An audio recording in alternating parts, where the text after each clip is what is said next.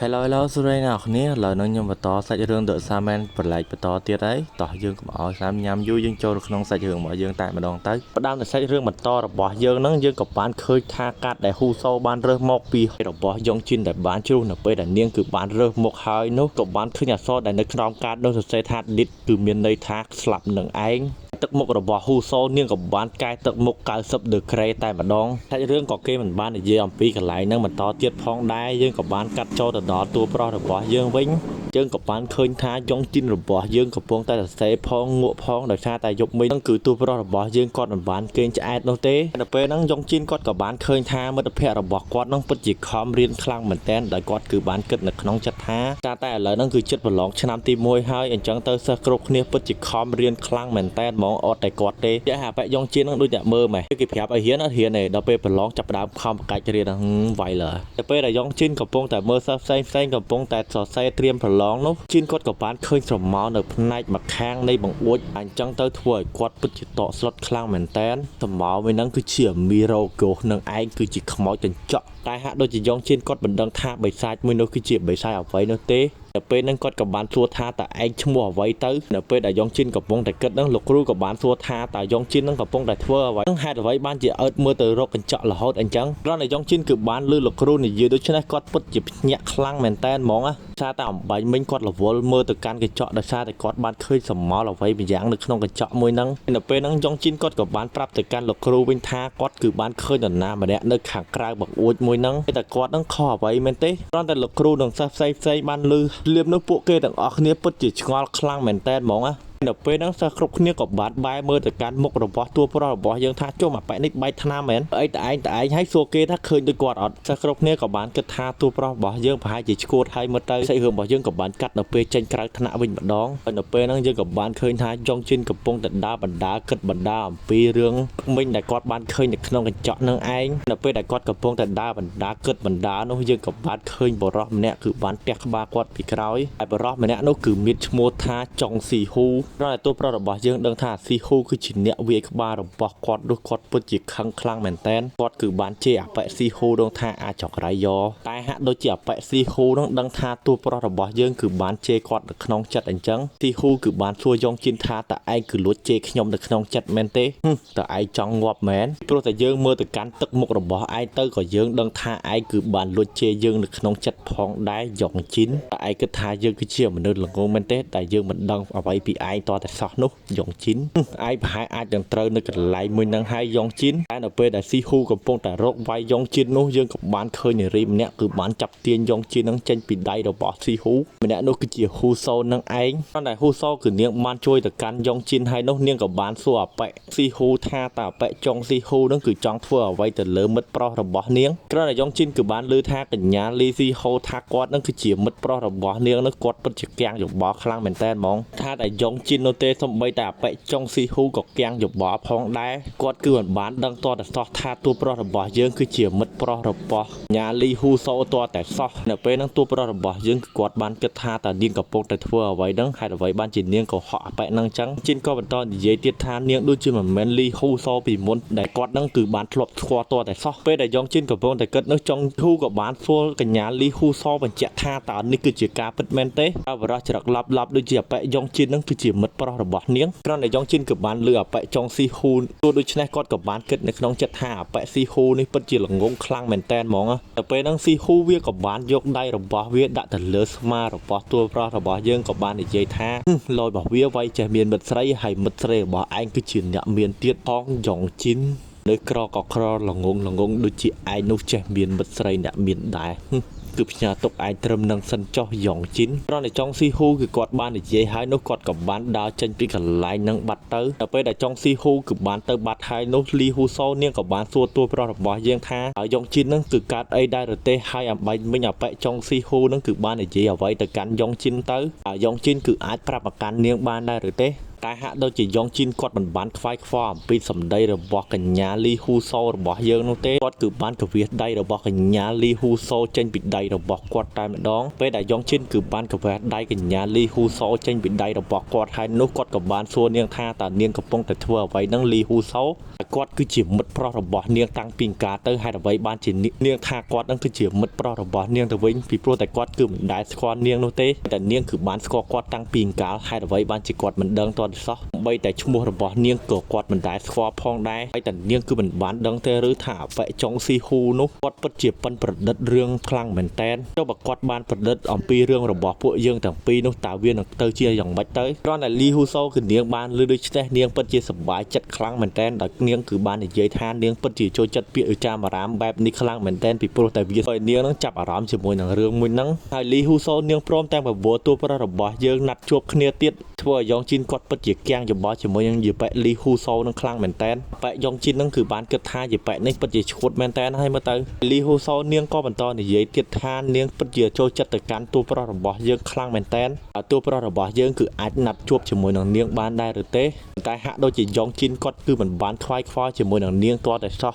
យ៉ងជីនគឺបានដើរចាក់ចែងពីនាងតែម្ដងដែលធ្វើឲ្យនាងហាក់ដូចជាមើលចិត្តបន្តិចផងដែរតែនាងនៅតែតាមយ៉ងជីនស្អិតដដែលនឹងដោយសារតែនាងគឺចង់ជាមិត្តស្រីរបស់យ៉ងជីនអញ្ចឹងទៅ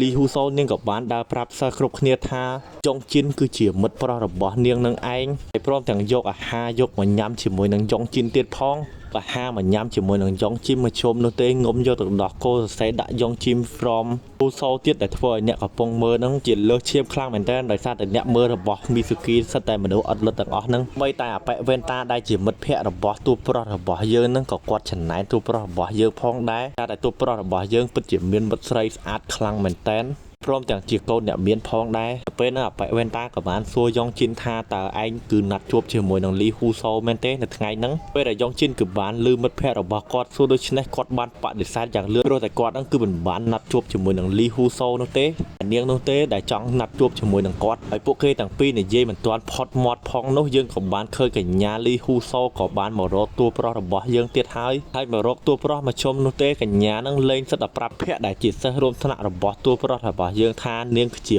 មិត្តស្រីរបស់តួប្រុសរបស់យើងនឹងឯងដែលធ្វើឲ្យតួប្រុសរបស់យើងពិតជាគាំងខ្លាំងមែនតែនហ្មងយ៉ងជីនគឺគាត់បានគិតថាជុំយកឲ្យបែបនេះលេងឯងមែនតែនហើយមើលទៅនៅពេលហ្នឹងយ៉ងជីនគាត់ក៏មិនបានគិតច្រើនអ្វីផងដែរគាត់ក៏បានដើរចេញពីកញ្ញាលីហ៊ូសូហ្នឹងទៅតែគាត់នឹងពិតជាខ្ជិលនិយាយជាមួយនឹងយាប៉ែលីហ៊ូសូហ្នឹងខ្លាំងមែនតែនហាក់ដូចជាកញ្ញាលីហ៊ូសូហ្នឹងគឺនាងមិនសុខចិត្តនោះទេបានស្រែកហៅទៅកាន់យ៉ងជីនហ្នឹងហើយក៏បានសួរយ៉ងជីនថាតើយ៉ងជីនហ្នឹងគឺមានរឿងអីមែនធ្វើចរិតខ្ជិះជួនដាក់ទៅកាន់យ៉ងជីនអញ្ចឹងទៅប៉ុន្តែហាក់ដូចជាយ៉ងជីនគឺមិនចូលចិត្តការធ្វើចរិតរបស់នាងនោះទេយ៉ងជីនគឺបាននិយាយទៅកាន់លីហ៊ូសូថាគឺនាងឈួតមែនទេឲ្យនាងហ្នឹងគឺឈប់តាមមកកាន់ខ្ញុំទៅពិតជាធុញទៅកាន់នាងខ្លាំងមែនតែនលីហ៊ូសូតែបែរជាកញ្ញាលីហ៊ូសូគិតថាតួប្រុសរបស់យើងគឺចង់ញ៉ាយ៉ងទៅកាន់នាងទៅវិញអញ្ចឹងទៅធ្វើឲ្យយ៉ងជីនគាត់ពិតជាឈឺក្បាលខ្លាំងមែនតែនហ្មងតែយាប៉ែហ្នឹងបែកមិនទេនិយាយមិនគាត់ចេះស្ដាប់ដែរជីនគាត់បាននិយាយថាកុំឲ្យកញ្ញាលីហ៊ូសូហ្នឹងមកញ៉ែញ៉ៃជាមួយនឹងគាត់អីបែរជាយាប៉ែហ្នឹងចង់ទៅណាត់ជួបជាមួយនឹងតួប្រុសរបស់យើងទៅវិញអញ្ចឹងទៅគាត់គៀងមកតង់ទៀតដែរហ្នឹងគៀងខ្លាំងពេកហ្នឹងយ៉ងជីនគាត់ក៏បាននិយាយទៅកាន់កញ្ញាលីហ៊ូសូថាកុំឲ្យកញ្ញាលីហ៊ូសូហ្នឹងមកវីរវល់ជាមួយនឹងគាត់បន្តទៀតអីហើយពួកយើងគឺបែកគ្នាត្រឹមហ្នឹងទៅ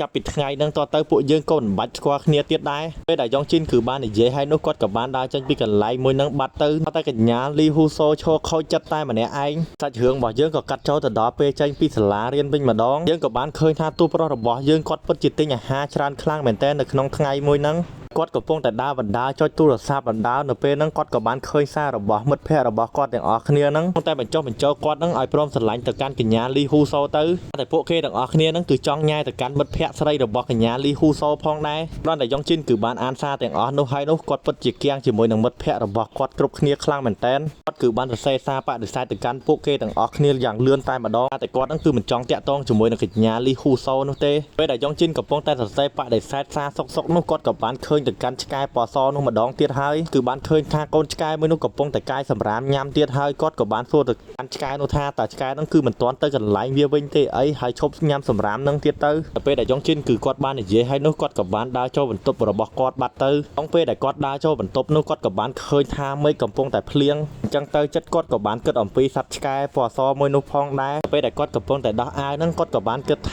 ាបើសិនជាគាត់ទុកឆ្កែនោះឲ្យត្រូវទឹកភ្លៀងប្រហែលវាអាចនឹងឈឺហើយទៅយ៉ុងជីនគាត់ក៏បានសម្រេចចិត្តថាគាត់នឹងយកឆ្កែពណ៌សនេះមកនៅក្នុងផ្ទះរបស់គាត់ទៅពេលដែលយ៉ុងជីនគឺគាត់បានគិតច្បាស់ហើយនោះគាត់ក៏បានយកឆ្កែមួយហ្នឹងយកមកងូតទឹកអីដើម្បីឲ្យវាហ្នឹងនៅជាមួយគាត់តែម្ដងតែហាក់ដូចជាឆ្កែមួយហ្នឹងគឺមិនបានស្ដាប់គាត់អ្វីនោះទេនៅពេលដែលគាត់ចង់ផ្លុំឲ្យវាស្ងួតនោះឆ្កែតូចនោះបែរជាកលាស់ទឹកដាក់ទៅកាន់យ៉ុងជីនទៅវិញទៅពេលដែលកូនឆ្កែតូចនោះគឺបានកលាស់ទឹកដាក់ទៅកាន់យ៉ុងជីនហើយនោះវាក៏បានដើរទៅត្រឡប់ភួយធ្វើមិនដឹងអញ្ចឹងទៅធ្វើឲ្យយ៉ុងជីនពិតជាមើលចិត្តជាមួយនឹងកូនឆ្កែតូចនឹងខ្លាំងមែនតើគាត់ក៏មិនដាច់ចិត្តដេញកូនឆ្កែមួយនឹងចាក់ចេញពីផ្ទះរបស់គាត់ផងដែរគាត់ក៏បានរៀបចំអាហារដើម្បីឲ្យទៅកាន់កូនឆ្កែសនោះគ្រាន់តែកូនឆ្កែសមួយនោះគឺបានឃើញអាហារភ្លាមនោះវាក៏បានដើរមកញ៉ាំអាហារនឹងយ៉ាងលឿនតែម្ដងធ្វើឲ្យយ៉ុងជីននឹងគឺពិតជាអាណិតទៅកាន់កូនឆ្កែនឹងខ្លាំងមែនតើដោយសារតែគាត់គិតថាប្រហែលជាកូនឆ្កែមួយនឹងគឺគ្មានម្ចាស់នោះទេពេលណាមួយយ៉ុងជីនគាត់ក៏ជាមនុស្សដែលស្រឡាញ់ទៅកាន់សត្វឆ្កែផងដែរអញ្ចឹងទៅគាត់ក៏មិនហ៊ានដេញសត្វឆ្កែនឹងគឺចេញពីផ្ទះរបស់គាត់ដែរតែនៅពេលដែលគាត់កំពុងតែចាប់កូនឆ្កែនឹងលេងនោះវាក៏បានខ្ញៅទៅកាន់ទូប្រុសរបស់យើងតែម្ដងវាក៏បានចេញទឹកមុខយ៉ាងក្រញើដាក់ទៅកាន់យ៉ុងជីនអញ្ចឹងទៅធ្វើឲ្យយ៉ុងជីនគាត់ពិតជាភ័យខ្លាំងមែនតើ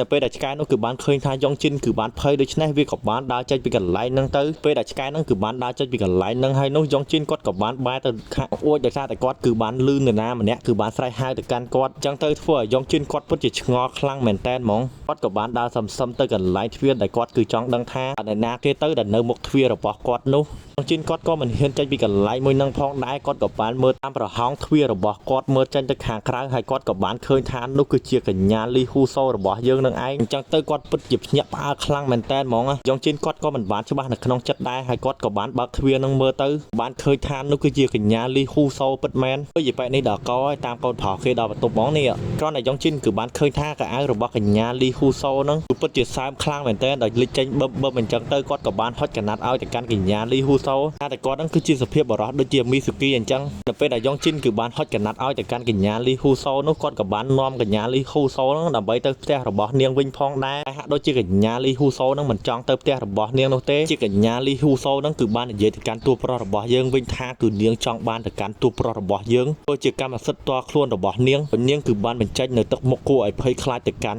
់យ៉ុងជីនផងដែរលីហ៊ូសូក៏នាងបាននិយាយទៅកាន់យ៉ុងជីនបន្តទៀតថាតើយ៉ុងជីនហ្នឹងគឺចង់បានលុយមែនទេនាងនឹងឲ្យទៅកាន់យ៉ុងជីនចំនួន 10000 វ៉ុនគ្រាន់តែយ៉ុងជីនគឺធ្វើតាមនាងទៅកញ្ញាលីហ៊ូសូក៏បានបង្ហាញលុយរបស់នាងទៅកាន់យ៉ុងជីនតែម្ដងដោយនាងគិតថាប្រហែលជាយ៉ុងជីនមិនជឿនាងទេអញ្ចឹងទៅនាងក៏បង្ហាញលុយទៅកាន់យ៉ុងជីនតែម្ដងហើយគ្រាន់តែយ៉ុងជីនគឺបានឃើញលុយទាំងអស់នឹងភ្លាមនោះគាត់ពិតជាភ្ញាក់ផ្អើលខ្លាំងមែនតើហ្មងសារលុយរបស់កញ្ញាលីហ៊ូសូនឹងវាពិតជាច្រើនខ្លាំងមែនតើយ៉ុងជីនកំពុងតែភ្ញាក់ផ្អើលសុកនោះយើងក៏បានឃើញលុយ 10000 វ៉ុនបានលោតចូលទៅក្នុងកង់របស់យ៉ុងជីនធ្វើឲ្យយ៉ុងជីនពិតជាគាំងខ្លាំងមែនតើដោយគិតថាជាបែកនេះឈួតមែនបានបាញ់លុយឲ្យគាត់នឹងលីហ៊ូសូនាងក៏បាននិយាយលក្ខខណ្ឌទៅកាន់យ៉ុងជីនថាឲ្យយ៉ុងជីននឹងគឺដើរលេងជាមួយនឹងនាងមួយថ្ងៃនៅថ្ងៃហ្នឹងតែហាក់ដូចជាយ៉ុងជីនគឺមិនបានខ្វាយខ្វល់អំពីសម្ដីរបស់នាងនោះទេគាត់គឺបានប្រាប់ទៅកាន់លីហ៊ូសូថាគឺគាត់ពិតជាស្អប់លុយខ្លាំងមែនតើហើយព្រមទាំងស្អប់ទៅកាន់មនុស្សស្រីទៀតផងប៉ុន្តែលីហ៊ូសូគឺនាងបានលឺដូច្នេះនាងពិតជាខឹងទៅកាន់តួប្រុសរបស់យើងខ្លាំងមែនតើដោយនាងបាននិយាយថាថ្ងៃនេះតួប្រុសរបស់យើងគឺត្រូវតែស្លាប់លីហ៊ូសូនាងក៏បានដកកាតដែលសរសេរដាក់ថា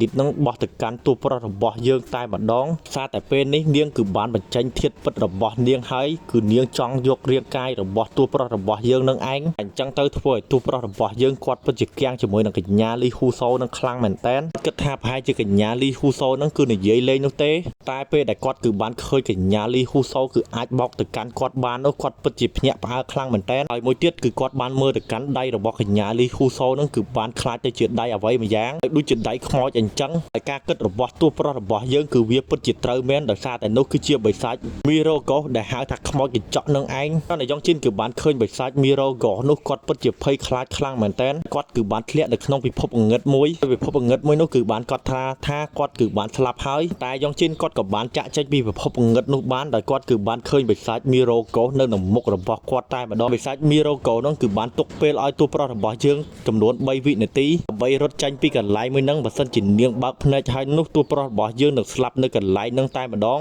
គ្រាន់តែយ៉ងជីនគឺបានលើបិសាចមីរ៉ូកូនិយាយដូច្នេះគាត់ពិតជាភ័យខ្លាចខ្លាំងមែនទែនដោយគាត់គឺមិនអាចធ្វើអ្វីចេញនោះទេបិសាចមីរ៉ូកូក៏បន្តរាប់ទៅដល់3តែនៅពេលហ្នឹងយ៉ងជីនគឺគាត់បានភ្ញាក់ខ្លួនទាន់ហើយគាត់ក៏បានរត់ចេញពីកន្លែងមួយហ្នឹងទៅតែហាក់ដូចជាគាត់គឺមិនអាចរត់រួចនោះទេដោយសារតែមានបិសាចមីរ៉ូកូហ្នឹងគឺនៅពីក្រោយគាត់តែម្ដងវាគឺបានខ្ញាំទៅកាន់ខ្នងរបស់តួប្រុសរបស់យើងដែលធ្វើឲ្យតួប្រុសរបស់យើងខ្ទប់ទៅនឹងដីតែគាត់នៅតែខំប្រឹងដើម្បីរត់ចាក់ចេញពីកន្លែងមួយហ្នឹងឲ្យទាល់តែបានទោះបីជាវាមិនអាចទៅរួចក៏គាត់ព្រមដែរឲ្យតែបានរត់ចេញពីបិសាចចង្រៃមួយហ្នឹងតែពេលហ្នឹងវាពិតជាសំណាងល្អខ្លាំងមែនទែនដោយគាត់គឺបានឃើញផ្លូវចង្អៀតមួយហើយគាត់ក៏បានរត់ចូលទៅក្នុងផ្លូវចង្អៀតមួយហ្នឹងតែហាក់ដូចជាគាត់គឺមិនអាចរត់ចេញពីបិសាចកញ្ចក់មួយហ្នឹងបាននោះទេតែបិសាចកញ្ចក់មួយហ្នឹងគឺអាចរត់ចូលនៅក្នុងចន្លោះទូចដូចជាតួប្រុសរបស់យើងបានអញ្ចឹងទៅបិសាចមួយហ្នឹងក៏បាននិយាយបំបាក់ទឹកចិត្តរបស់តួប្រុសរបស់យើងតែម្ដងនាងគឺបាននិយាយថាទោះបីជាយ៉ងជីនគឺខំយ៉ាងណាក៏ដោយក៏មិនអាចរត់ចេញពីកំដាប់ដៃរបស់វាបានផងដែរយ៉ងជីនគឺឯងឆាប់បកលខ្លួនប្រាណរបស់ឯងឲ្យប្រកាន់យើងមកគឺយើងគ្រប់គ្រងជំនួសឯងសារតែឯងនឹងគឺគ្មានតម្លៃទេនៅពេលហ្នឹងដោយសារតែឯងនឹងគឺគ្មានឪពុកម្ដាយព្រមទាំងនៅដល់បន្ទប់ដ៏កញ្ចាស់មួយទៀតអញ្ចឹងទៅជីវិតឯងគឺគ្មានតម្លៃនោះទេយ៉ងជីនឆាប់ប្រកល់វាឲ្យមកកាន់យើងមកតែហាក់ដូចជាយ៉ងជីនគឺគាត់មិនព្រមចុះចាញ់នោះទេគាត់ក៏បានរត់បន្តទៀតហើយគាត់ក៏មិនអាចរត់រួចផងដែរដោយគាត់គឺត្រូវបានស៊ីមួយកញ្ញារបស់បិសាចមីរ៉ូកូនោះទៅអញ្ចឹងទៅយ៉ងជីនគាត់ក៏មិនអាចរត់ចាក់ចេញពីកន្លែងមួយនឹងបន្តទៀតបានផងដែរដោយសារតែគាត់ឥឡូវហ្នឹងពិតជាត្រូវរបួសធ្ងន់ធ្ងរខ្លាំងមែនតើយ៉ងជីនគាត់ក៏បានគិតថាតើនេះគឺជាសម្បិនមែនទេហេតុអ្វីវាដូចជាការពិតអញ្ចឹងការនិយាយរបស់មិត្តភ័ក្តិរបស់គាត់ហ្នឹងគឺជាការពិតមែនទេដែលគាត់គឺត្រូវបានស្លាប់អញ្ចឹងទៅធ្វើឲ្យយ៉ងជីនគាត់ពិតជាអស់សង្ឃឹមខ្លាំងមែនតើហើយគាត់ក៏បានទទួលយកការស្លាប់មួយហ្នឹងពេលដែលបិសាចហ្នឹងកំពុងតែរកស៊ីទៅកាន់យ៉ងជីនហើយនោះយើងក៏បានឃើញទៅកាន់កូនឆ្កែសដែលតួប្រុសរបស់យើងគឺទិញអាហារឲ្យវាញ៉ាំនោះបានមកជួយទៅកាន់គាត់តែម្ដងកូនឆ្កែសមួយហ្នឹងគឺបានហក់ទៅវាយប្រហារទៅកាន់បិសាចមីរ៉ូកូនោះត្រឹមតែមួយការវាយប្រហាររបស់វាតែប៉ុណ្ណោះតែធ្វើឲ្យបិសាចមីរ៉ូកូនោះគឺបានតែថ្មឹងបាត់ទៅក៏បានឃើញទៅកាន់រូបរាងរបស់កូនឆ្កែមួយហ្នឹងដែរដែលនោះគឺជាបរិសម្នាក់ដែលបានប្រាប់ទៅកាន់យ៉ងជីនថាគឺជានាគ